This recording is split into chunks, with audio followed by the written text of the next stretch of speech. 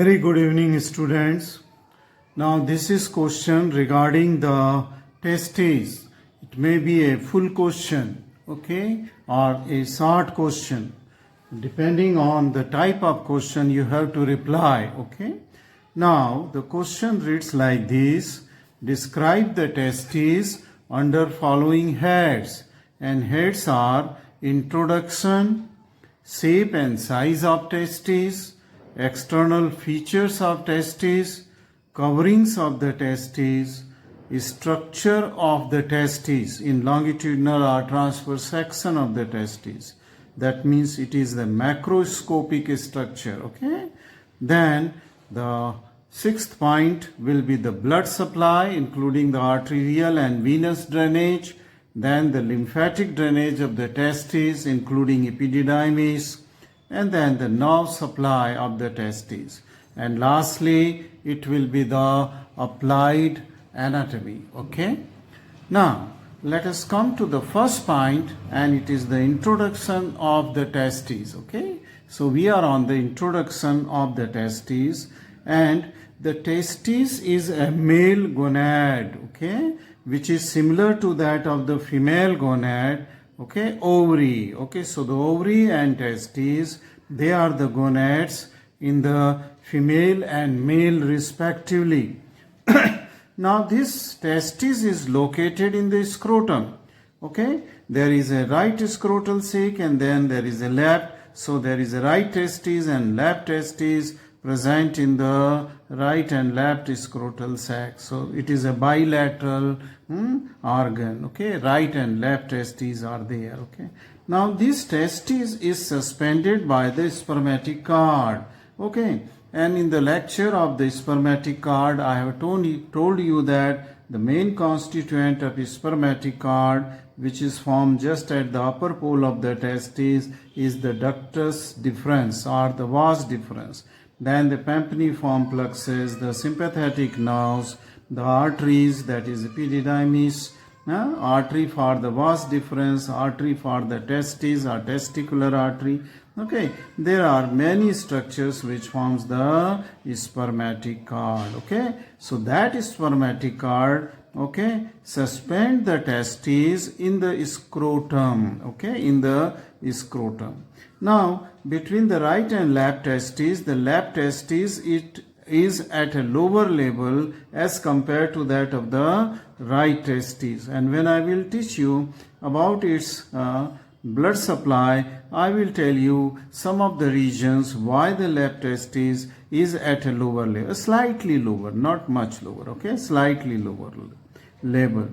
Now, the function of the testis is to produce the spermatozoa, and this production of the spermatozoa in the testes or male gonad, they occurs after the puberty, okay. That means at the beginning of the or soon after the age of puberty, that is the 13-14 years of age, okay. Before that it is not producing the spermatozoa, okay. But then this testis also secretes the hormone called as the testosterone, and this testosterone is necessary for the development of the secondary sexual character or secondary sex characteristics, okay, in male.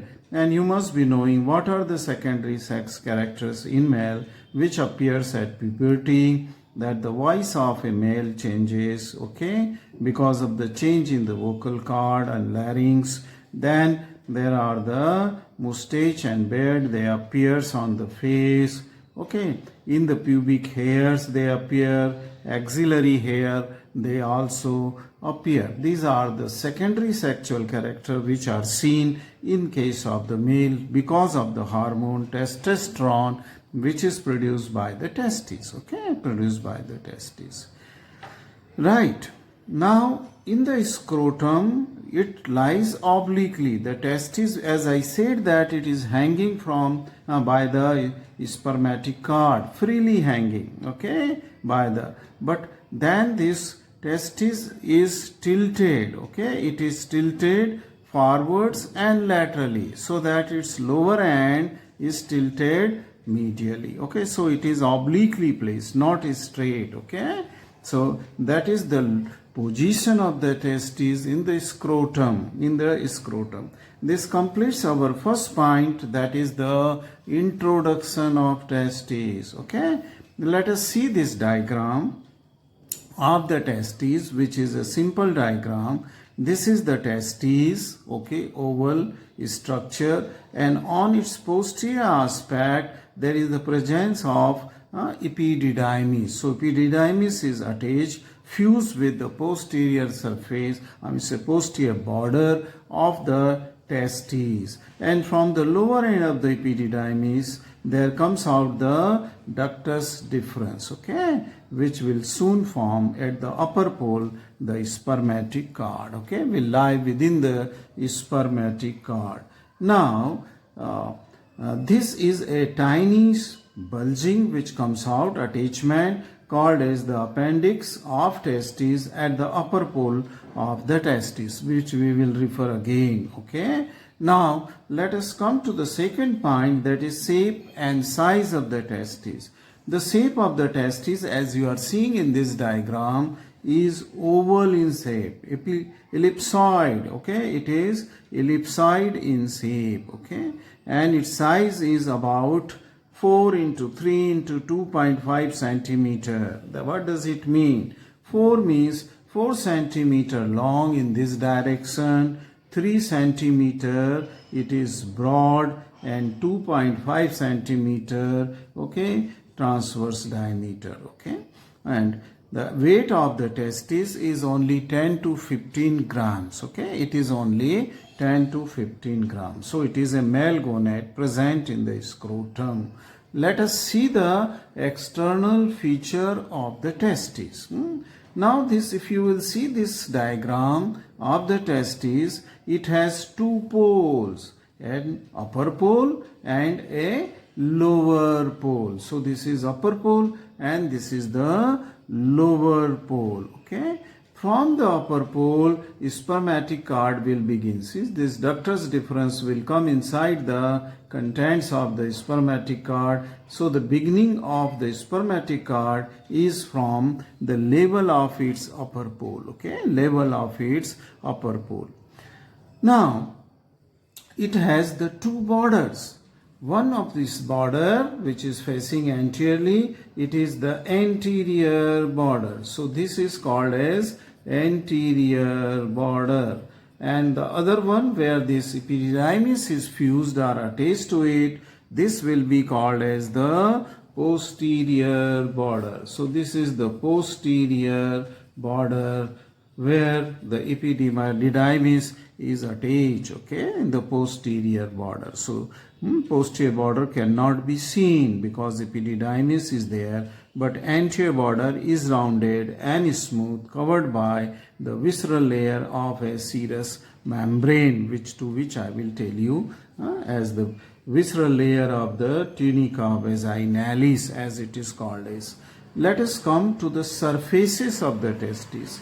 Again, there are two surfaces between anterior and posterior border. There are two surfaces. One is the medial, which is facing towards the median plane, and another one is the lateral surface. So it has a medial and lateral surface. Both the medial and lateral surface, they are smooth and convex. Okay, covered by the tunica vaginalis, visceral layer of serous membrane. That's why they are smooth and they are convex surfaces. Okay, they are convex surface because it is oval in shape. Okay, that's why they are convex surfaces. So you have understood there are two poles, there are two borders, and there are two surfaces. Now, as I said that there is a tiny attachment is seen near the upper pole of the testes, and this is not seen always. It is seen only occasionally in some cases. Okay, and this is called as the appendix of the testes. Okay, and it is the remnant, okay, in the developmental process. Okay, it was the part of the paramesonephric duct, but instead of complete disappearance of the paramesonephric duct, it still remains, a small part of that remains. So that is the appendix of the testes, but not always found. Okay, so this completes your external feature. Keep on noting all these points in your notebook. So ultimately you will get a complete answer of this question. Now coming to the fourth point, okay, and this fourth point is the covering of the testes. Okay, we will now learn the covering of the testes. Let us see. The testis is covered by, okay, coverings of spermatic cord. What does it mean? That means whatsoever coverings are there of the spermatic cord, they are also the covering of the testes. Okay, they are also the, that means this covering of spermatic cord, they continues to cover the testes also below. Okay, and what were the coverings of the spermatic cord? Okay, most, if we starts from most outermost covering, it was the skin and dartos. Okay, dartos is a muscle, subcutaneous muscle, just applied on the undersurface of the skin of the scrotum.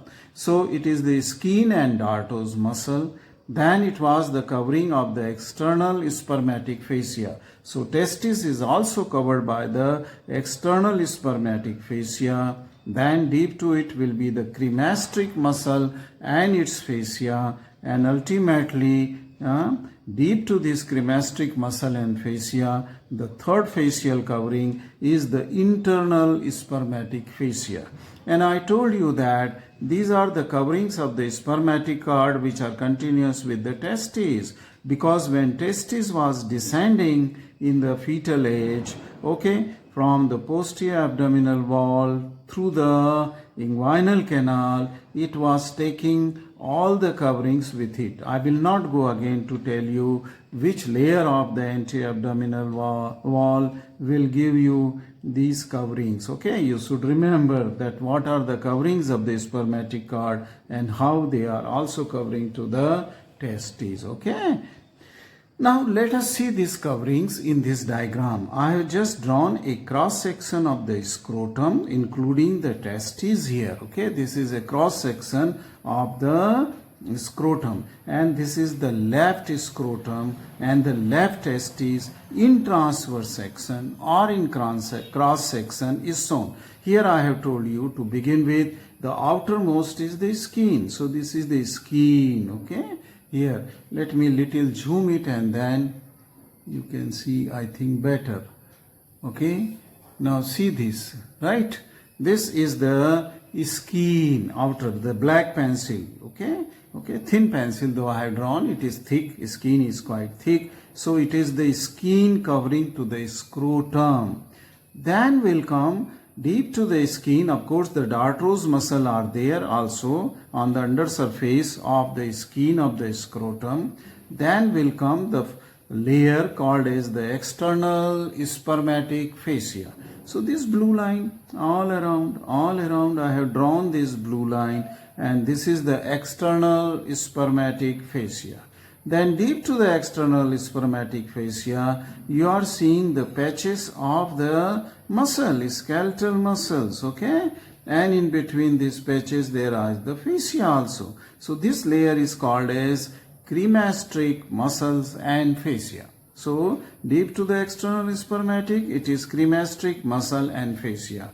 And this deep to this second layer, there is a third layer here of the fascia, and this is again I have represented with a single line, and this is called as the internal spermatic fascia. This is internal, all around, okay, internal sperm. And all these three fascial covering deep to the skin are coming after covering to the spermatic cord, okay, they are coming to the testes, to cover the testes. Now, after this covering, in addition to this covering which are covering to the spermatic cord, there are other three coat, okay, which were not present in the spermatic cord, but they are covering to the testes. These are in addition, okay, in addition to this three fascial covering, okay. Which were three fascial covering? it was external spermatic fascia, the cremasteric muscle and fascia, and the internal spermatic fascia, right? Now, which are those additional covering? Now, this covering is, that is, the three coats are there. Number one is tunica vaginalis, that is the covering. And this covering, it is a serous coat. It is a closed serous sac or cavity containing a cavity within it, okay? So that is the closed serous sac is here, and I think I should represent it with some other color. Okay, let me try to represent these serous coverings. Okay, what color should I use? I think I should use the pink color, okay? I will use the light pink color to show you, because in this blue color I have just used, which is not showing correctly, I mean say properly. So I will use the pink color to show you the tunica vaginalis, okay? Tunica vaginalis is a serous coat. That means it was a prolongation of the peritoneal cavity, which was in the form of processus vaginalis, and it was helping the testis for descent, okay? So testis descent was because the testis was covered by the continuation of the peritoneal cavity, which has a serous and a visceral layer, okay? Serous and visceral layer, and it covers the testis from front and from the sides, okay? From the right and left side and front. That is a serous covering and called as tunica vaginalis, okay? So let me tell you first the parietal and visceral layers of tunica vaginalis. This is the parietal and this is the visceral layer. I am tracing my tip of the pencil onto the visceral layer, and then it reflects and become the parietal layer of the tunica vaginalis, which also covers partly to the epididymis is here, and then it goes in a groove between epididymis and the testis, which is called a sinus of epididymis. And between the parietal and the serous layer of tunica vaginalis, which is a covering to the testes, is enclosing a cavity. Okay, this is the cavity of the this processus vaginalis or tunica vaginalis, cavity of the tunica vaginalis. And since cavity is not seen properly, I will just give the color a light pink color if it can. Yes, it is possible to give the light pink color on the blue color. So I am giving between the parietal and the serous layer of the tunica vaginalis, I am giving this pink color. Okay, the cavity is now looking pink. Okay, so you can differentiate the cavity between the serous and parietal layer between. I hope that now it is clear. Okay, between the serous and parietal layer. So this is the tunica vaginalis. Okay. Now, as I have already explained that this tunica vaginalis is an outermost coat of the testis, okay, deep to this three fascial layer, and it has two layers, parietal and serous, and encloses a cavity, okay, encloses a serous cavity inside it. Now, as I have also told you that this is the epididymis on posterior. This is anterior part of the cross section, this is posterior part. This is the medial part, that means another scrotal sac will be here, another testis will be here, okay, and this is the lateral part. So on the lateral aspect, posterolateral aspect, between the testis, tunica albuginea, I mean say between this serous sac, deep to it is the tunica albuginea, there is a cleft or a sinus is present, and that is called a sinus of epididymis. So what is sinus? It is a gap between the testis, posterolateral aspect of the testis, and that of the epididymis. Okay, you can pass your finger through this in the sinus. And this is since located on lateral side, the testis side is determined by this sinus also, which I may tell you in the next video when I will demonstrate you the dissection of the testis and how to hold it in anatomical position, its side determination, and then I will give you a cut into the transverse and longitudinal section of the testes to show you the seminiferous tubules underwater, okay, underwater dissection, right. So this is the first coat, that is the tunica vaginalis, okay, which has 2 layer and cavity. Then after this tunica vaginalis, it is covered by tunica albuginea, which I have just shown you in the green color, okay. This tunica albuginea is a thick layer, okay. This is called as tunica albuginea, which is made up of the dense connective tissue, okay. It is made up of the dense connective tissue, means collagen bundles, okay. It is made of inelastic in nature, and it completely covers the testis. See this green color completely. It is going on the posterior aspect also, okay, where epididymis is attached to it, okay, that means posterior border. And then this is the tunica albuginea, the green coat, okay, the green coat, okay.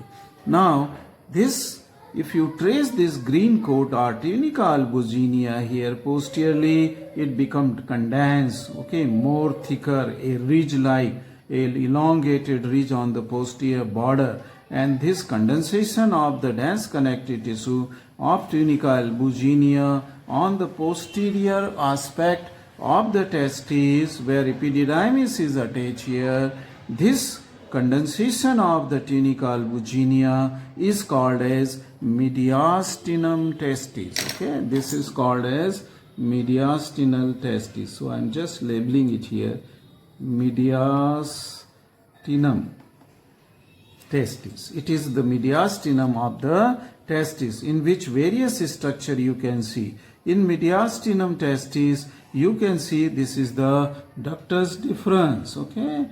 This is the ductus deferens or the vas deferens near upper pole, okay, near its upper or the on the side. Ductus deferens lies on medial side, while that of the sinus lies onto the of the epididymis lies onto the lateral side. Just I will show you in this diagram, which I have I think already shown you, okay. Let's see in this diagram. This is how the epididymis here, and this is that ductus deferens is beginning. So this is, I have just drawn away, but it is close. It is close. This part of the ductus, very close to the mediastinum testis. Okay, so this is, and this is the testicular artery in the mediastinum. Okay, there are a lot of veins, okay, which will form the pampiniform plexus, and these are the tubules within the epididymis, okay. These are just at the site where the mediastinum testis is there. That is second layer, okay. That is tunica albuginea. Let us come to the third layer. And third layer, let me reduce the size. Third layer is formed by the tunica vasculosa. It is called as tunica, and it is the innermost layer of the testis, or it forms a coat which is called as the vascular coat, because the blood vessels are there. See this is the artery of the testis, or testicular artery. At various level it will give the medial branches and the lateral branches which will surround the testis just deep to the tunica albuginea, okay, or dense connective tissue layer, and will form a layer-like structure. That's why it is called as tunica vasculosa. So don't confuse that there are only 2 arteries, there are multiple arteries in elongation. If you imagine it, there are multiple arteries which are taking origin from testicular artery. This artery also gives another many short branches also, not only the medial and lateral testicular branches which forms the tunica vasculosa. Now this completes the coverings of the testes. So what lies deep to the tunica vasculosa? It lies the testes. This is the testes, okay, and I will tell you the testes, different part of the testes, but little part you can. This was the mediastinum testis. From mediastinum testis, various dense connective tissue septa, they are going and touching to that of the tunica albuginea. thus dividing the testes into the various lobules. So many lobules. So within the two septa, there is a one lobules. In this way, imagine the whole testis will having various septa, and it is divided into many lobules, the detail of which I am going to tell you. Okay, I hope that you have understood the coverings of the testes. The first set of the covering was the covering of the fascia, which were the also covering to the spermatic cord derived from the layers of the anterior abdominal wall. But at the testes was covered by tunica vaginalis, tunica albuginea, and tunica vascularis. Keep on noting all these points.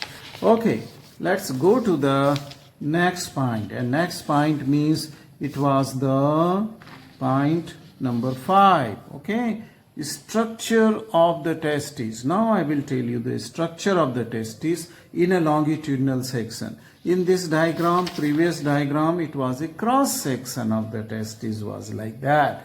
But in this diagram, it is a vertical section. And in this vertical section, you can see the same thing. Okay, same thing means this is the tunica albuginea is here. Okay, above was, external to the tunica albuginea, what was the layer? It was the tunica, vaginalis, which was a serous parietal and visceral coat covering to the testes and a cavity, enclosing a cavity all around the testes, okay, and part of the epididymis.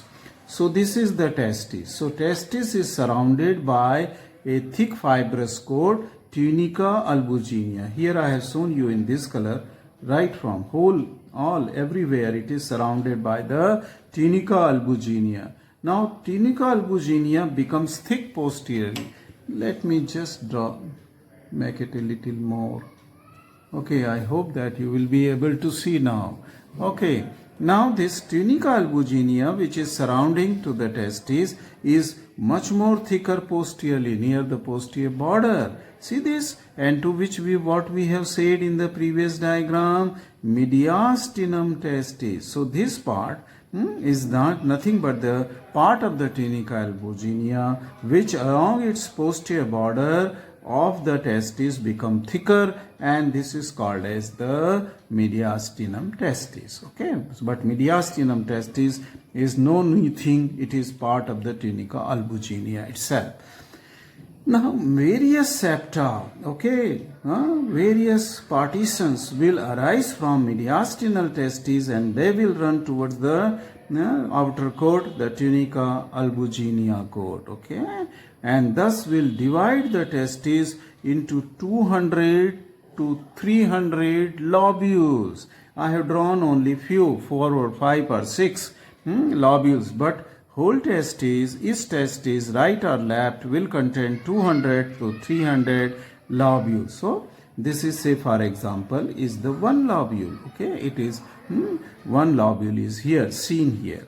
Now each lobules will contain 2 to 3 seminiferous tubules, and you know by this time that seminiferous tubules are the tubules which are lined by the cells which produce the sperms. Okay, they produce the spermatozoa are produced in these seminiferous tubules after puberty. Okay, after puberty. So if there are 2 to 3 seminiferous tubules, and if in each lobule, and there are 200 to 300 lobules, so there will be 400 to 600 or 700 seminiferous tubule in each testis. Okay, in each testis, or maybe even more seminiferous tubule. At least 2 or 3 are present in one lobules. It is present in one lobules. Now these seminiferous tubules, they are the coiled structures. Okay, I have tried to show you the coiled. They are coiled so as to increase their surface area. Okay, so more and more sperm can be produced by a single seminiferous tubules. So they are coiled, highly coiled structure. Okay, and from this coiled seminiferous tubules, both the end of the coils, they will penetrate, they will become straight, and they will join to each other. Now this straight portion of these seminiferous tubules, while it is attached to the mediastinum testis, they are called as the straight tubules. Okay, so out of the 400, 600 or 700 seminiferous tubule, their straight portion which is attached to the mediastinal testis will join each other, okay, and they will form few straight tubules.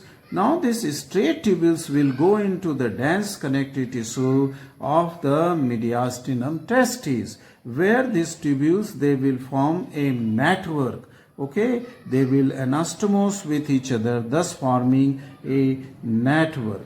And this network of tubules within the mediastinum is called as rete testis. It is called as rete testis. Okay. Now, what is rete testis? It is nothing but the network of the tubules. Okay. That's why it is called as the rete testis. Now, from this rete testis, around 15 to 30 straight ductules will arise on the posterior border of the mediastinum. So, I have shown only 4 or 5. So, but 15 to 30 ductules will arise, okay, from rete testis, okay, and they will come out of the mediastinum, and these tubules are called as efferent ductules. Here, efferent ductule. This was rete testis, and this is now the efferent ductules are present here. So, first was seminiferous tubule,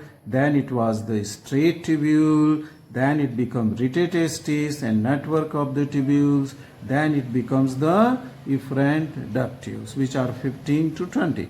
Now these efferent tubules will branch, rebranch, and will again anastomose, okay, in the upper part of the epididymis, which is called as the head of the epididymis. So there will be various lobules, okay, the connective tissue septa will separate these anastomosing tubules in the head, and their lobules will be seen. Now this network of the tubules which are present into the head, okay, they are coiled structure, okay, coiled structure, and this coiled anastomosing tubules, okay, they will form the head of the epididymis, okay.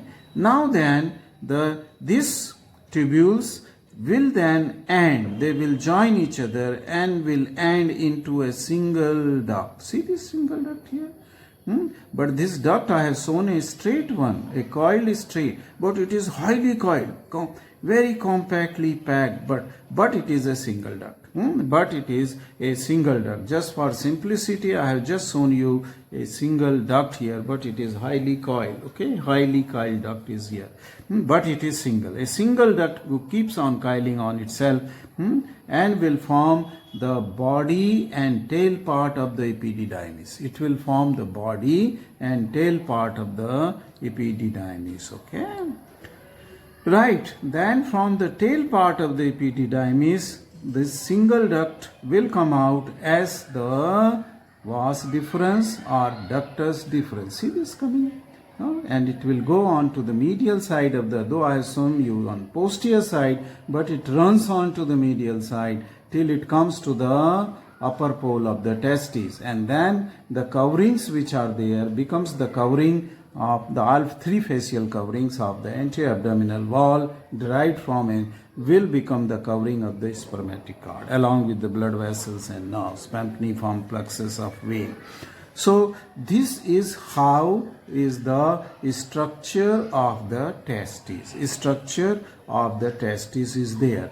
Now the seminiferous tubule is responsible for formation of the sperm, as well as it is also responsible for the secretion of the testosterone. Okay, that we will see when I will teach you the histology of the testes. For gross anatomy, you just keep only two facts in mind. The seminiferous tubules are involved in the formation of the spermatozoa and for the testosterone hormone. Let us come to the, let me reduce this. Let us come to the blood supply, okay? The blood supply of the testes. The blood supply of the testes is mainly from the testicular artery. This is the testicular artery which supplies the blood. Okay, in this diagram, I had shown that this testicular artery lies in the mediastinum, okay, and then it keeps on giving branching, right and left branching, which form a circle deep to the tunica albuginea and forms the third coat, that is the tunica vasculosa. Tunix means a layer, okay, tunix means a layer. Right, so it is the testicular artery which gives many small branches, also supplies the epididymis part as well as that of the complete testes, okay, in the form of the tunica vasculosa, from where the branches will arise, okay, and will go deeper, okay, they will go deeper. Now, this was the arterial supply by the testicular artery. Then comes the venous drainage, and venous drainage is very peculiar, that it is through the formation of Pampiniform plexus, which is nothing but the interanastomosing plexus of the veins. See here, I have shown you some of the veins here. These veins, as they will come out, okay, and will surround the spermatic, in the lie in the spermatic cord, they will form a plexus, okay, they will form a plexus, and this is a very prominent plexus of the vein, very prominent, which is called as Pampiniform plexus of the vein. Now this venous plexus will be surrounding to the ductus deferens, that means this ductus deferens will lie surrounded by the veins, okay, which are forming the plexus. Then this will also surround to the testicular artery. So there are two major, Pampiniform plexus. One, it is involved in surrounding the ductus deferens, another to that of the testicular artery, and then there are remaining plexus which is present in the spermatic cord, okay. Now, this Pampiniform plexus will run throughout the course of the spermatic cord, that means right up to the superficial inguinal ring. So the Pampiniform plexus is present within the spermatic cord, but at the level of the superficial inguinal ring here, okay. This plexus will unite to form only 4 veins, it will form, and these 4 veins then will travel along with the ductus deferens in the inguinal canal. So when the spermatic, the ductus deferens is going through the this inguinal canal from superficial to the deep inguinal ring, it is surrounded by the 4 veins, okay, only 4. And at the level of the deep inguinal ring in fascia transversalis, okay, there will be only 2 veins will form. That means from 4, 2 veins will form, and it will follow the ductus deferens, okay, it will follow, and soon it will become a single vein, testicular vein, single testicular vein, okay. Now, these structures will be there in the, right from, we have traced from mediastinum testis, the veins, right up to that is drainage into the inferior vena cava, okay, it's drainage into the, as a single vein, that is the testicular vein, okay. Now, if you will see this drainage of the testicular vein, see this diagram, okay. Let us see this diagram where it is opening, okay. So let us see here. This is the inferior vena cava. These are the renal veins. It is the left renal vein and it is the right renal vein. It is the right renal vein. Now, this is the vein, that is the testicular vein. As I said, it will become a single vein. This will go and open into the, directly into the inferior vena cava with an obliquity, okay. And while on to the left side, this testicular vein will open at right angle into the left renal vein. So the left testicular vein opens into the left renal vein, which is bringing the blood from the kidney, while the right testicular vein is opening directly into the inferior vena cava, okay, inferior. This fact you should remember. Okay, I will again refer to this. Okay, let us come to the lymphatic drainage from the testis and epididymis. Okay, so these lymph vessels, they run along with the Pampniform plexus in the spermatic cord, and they travel throughout the length, okay, onto the plexus, which is formed onto the artery and the vein, that is the this testicular artery and testicular vein, and ultimately they will drain to the lymph node which are in front of the aorta and by the side of the aorta. Some may lie onto the inferior vena cava also. This group of the lymph node which lies in front of the aorta, they are called as pre and para aortic group of lymph node. Pre and para aortic group of lymph node, and these lymph node groups lies at the level of L2 vertebra, lumbar 2 vertebra, where the right and left renal veins are present. Okay, so the renal artery will be present at this level also. So this completes the blood supply, that means arterial supply, and the venous drainage, and seventh point was that of the lymphatic drainage. Okay, so we have covered this. Let us come to the eighth point, and the eighth point is the nerve supply. Let us see the nerve supply of the testes. The testes is supplied by the sympathetic fibers which arise from the spinal cord as T10 spinal segment. Okay, sympathetic at T10 spinal segment, at the level of T10 spinal segment.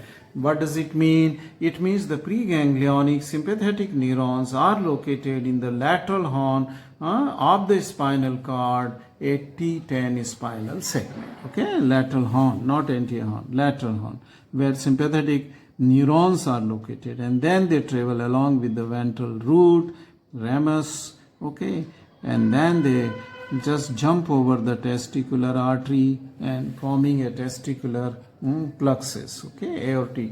So they pass through the renal and aortic plexus at L2 level, and then they run on to the surface of the testicular artery.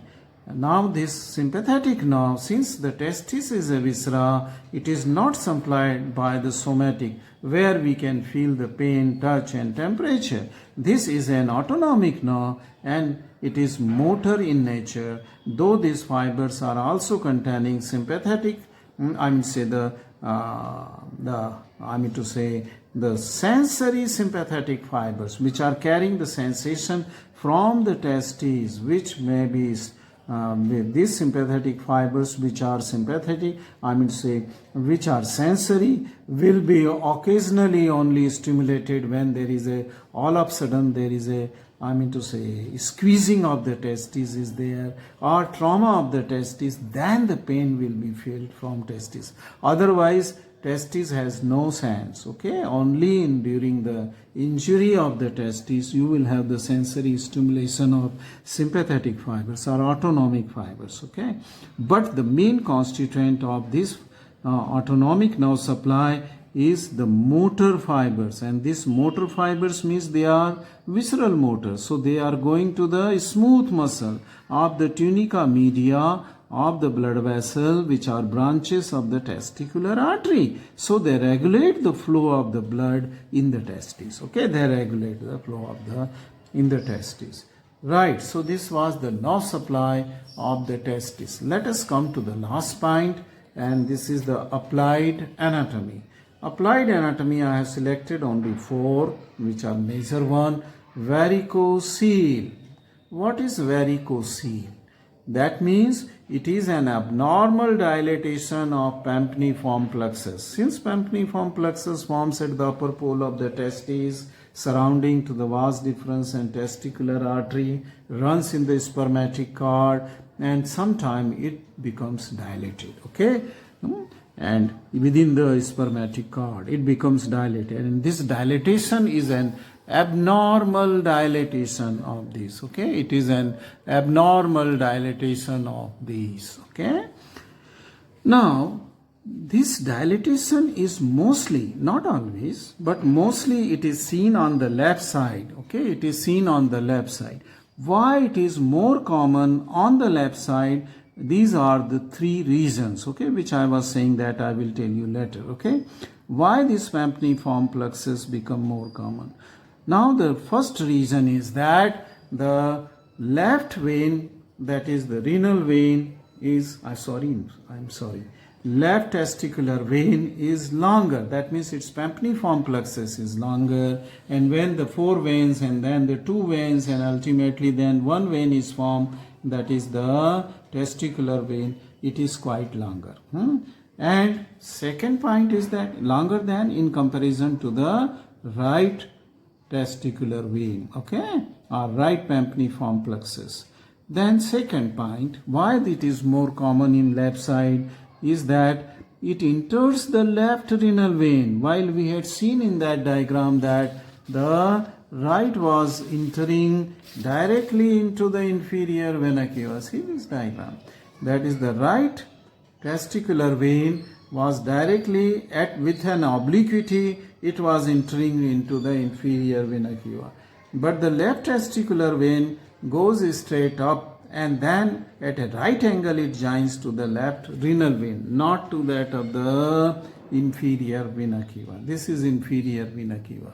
Okay, so the drainage of the blood is not as smooth as it is in case of the right testicular vein. So the pooling of the blood may take place in the left, okay, vein, okay, left vein, and because of pooling of the blood, okay, its length is also more. So what is the reason why the length is more in the left testicular vein? Because there is pooling of the blood which leads to the a little longer length of the left testicular vein. The third point is that, and second was that it was opening at right angle, okay.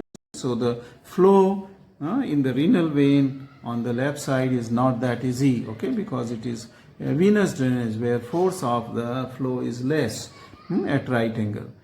Now, sometime this left renal vein, always. Okay, this left renal vein, it has an anterior relation of the colon, descending colon. And descending colon is usually full of the fecal matter. It is loaded, and because of if it is loaded, then this fecal matter present in the descending colon may press onto this soft vein, okay, so that it will further reduce the venous flow. It will further reduce the venous flow or venous drainage into the left renal vein. So again, the venous blood pooling will take place in the left Pampiniform plexus, okay, leading to the varicosity or varicocele. So now, hope you have understood what is varicocele and why it is more common onto the left side. Coming to the second applied anatomy or clinical importance is that it is undescended testes. Okay, you must have learned in embryology that testis ultimately develops in the posterior abdominal wall. From there it comes to the iliac fossa, from iliac fossa then it comes to the inguinal canal, and then it comes to the scrotum. So this is the path of the testis, descent of the testis, how testis descend. And descent of the testis is completed before birth, okay, it is completed before the birth, okay. Now, there may so happen that the descent of the testis may be arrested anywhere in its path, okay, which the path I have told you, okay, anywhere testis may be arrested, it may not descend further, so it will remain within the canal, inguinal canal, it may remain in the iliac fossa, it may remain in the posterior abdominal wall, okay, it may descend, okay, so it should descend before birth, but sometimes it descend after birth, okay, it may continue to its descent and it may descend after few months of the birth or few years after the birth, right, but which is rare. Now, undescended testes, if it is present in the abdominal cavity or if it is present in the inguinal canal, okay, then is prone to develop in tumor. Okay, so the tumors of the testes, cancers of the testes, they are more common if it is inside, not in the scrotum. Okay, if it is undescended. And similarly, if testis is within the inguinal canal or inside the abdomen, then it is not, it may fail to produce the spermatogenesis. That means sperm formation, spermatozoa are not formed in an undescended testis. Why? Why it is not formed? First factor is that it may be under compression. Second factor, which is more important, is that within the cavity or inguinal canal, okay, the temperature is more as compared to the temperature in the scrotum, and that was the reason why testis is brought to the scrotum, because the testis should remain at a temperature which is lower than the abdominal cavity. So the warmth is not a favoring factor for the production of the spermatozoa. That's why testis is in the scrotum. So the spermatogenesis may fail to occur in an undescended testis. So usually this testis has to be broad. Okay, otherwise it may go into the tumor formation or cancer formation, or the testis may not produce so a surgeon has to bring this testis to that of the scrotum, to its right place. Okay, to its right place. Now the third condition of the applied importance clinical condition is hydrocele. You must have heard about hydrocele. It is the accumulation of the fluid in tunica vaginalis, that means between the parietal and the visceral layer of the this tunica vaginalis, where the cavity is present. Okay, in this cavity the serous membrane usually secretes a very little lubricating fluid, but when it is under some adverse condition, infection, trauma, okay, it may just produce lot of the serous fluid. Okay, and then there is a collection of a large amount of fluid in this cavity. Okay, cavity of tunica vaginalis, and there is a big swelling in the scrotum. See, okay, around the testes. Okay, this is again corrected surgically. Okay, a surgeon will immediately easily correct this hydrocele. Hydrocele means collection of the water, but not water, it is serous fluid. Then the last applied anatomy is the torsion of the testis. Since testis is hanging with the help of the spermatic cord, okay, in the back of the skin, the scrotum, and then what may happen that sometimes the testis may twist. Okay, there may be torsion and it may just form a twist around the spermatic cord. Okay, and when twisting takes place in the spermatic cord or in testes around the spermatic cord, then this is a very painful condition. Why it is a very painful condition?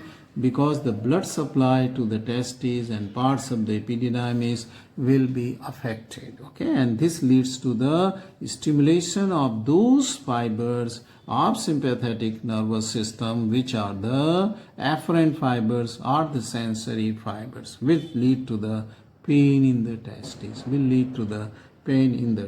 So the torsion of the testes is again to be corrected surgically. I hope that you have understood this video lecture on the testes and its various aspects. Okay, various aspects. Thank you very much for watching this long video.